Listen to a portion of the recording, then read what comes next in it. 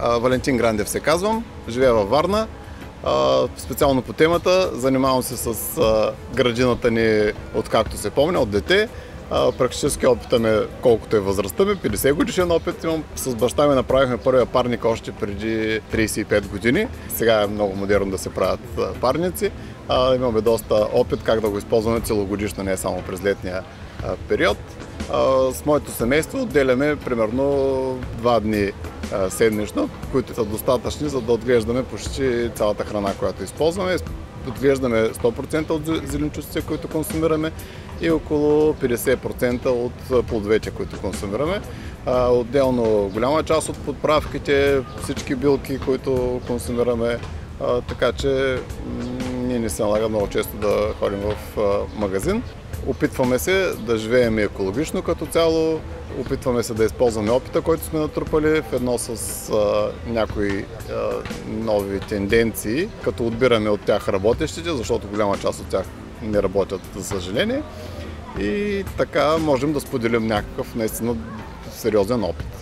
Всъщност би трябвало да се отгледаме както във всеки друг момент. Ако решим при настъпила вече криза да решаваме този проблем и да трупаме опит, вероятно ще ни бъде малко стресово. Така че по-добре е да започнем още от днес или от вчера, най-добре от утре, с някое малко местенце. Може да се гледа интензивно, което не означава с много торове, с много препарати, а означава, че може да се ползва едно и също място за ранни култури, за по-късни култури, като се използва съответно торение с някакви органични торове и да се поддържа мястото добре фертилно и да даде достатъчно много голямо разнообразие от местни храни, които са полезни за нас. По принцип, всеки, който реши да захване инструментите земеделските, би могъл да се справи. Първото, което му трябва, някаква земя, и оттам нататък, вероятно, първоначално поне консултация с някой местен, който има опит. Така или иначе, менторство е необходимо.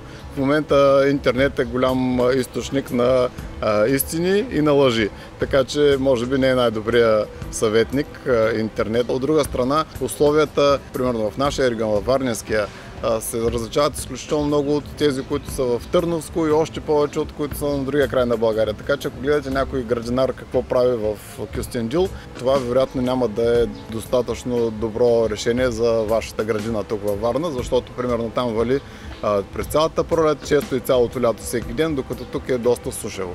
И едни и същи техники не биха били полезни за двете места.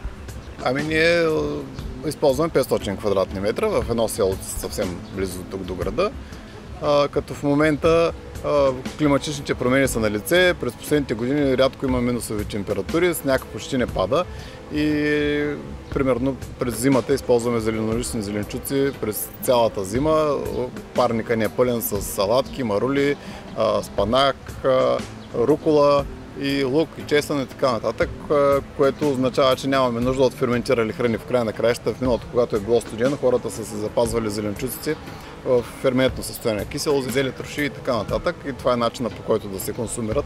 Но в нашия случай ние също правим такива и, честно казано, ни остават последните години, просто защото имаме достатъчно много пресни зеленчуци през цялата зима. Има сезони, в които почти нямаме работа, докато има други, в които има повече. Сега май и юни са най-работните сезони. Иначе има неща, които се съдят много лесно, и аз се чудя дори в нашето село хора, които са 100% веселени, не като нас така едни мелези между града и селото, не си гледат градините им постоят, те хора да се купуват лук и чесън зелени дори в близкия магазин, докато това са неща, които просто ги посаждаш през зимата вали, на пролет вали и Господ ги гледа. Съдиш ги и ги събираш. Така че зависи, ако знае какво и как се прави, реколтата обикновено е в повече.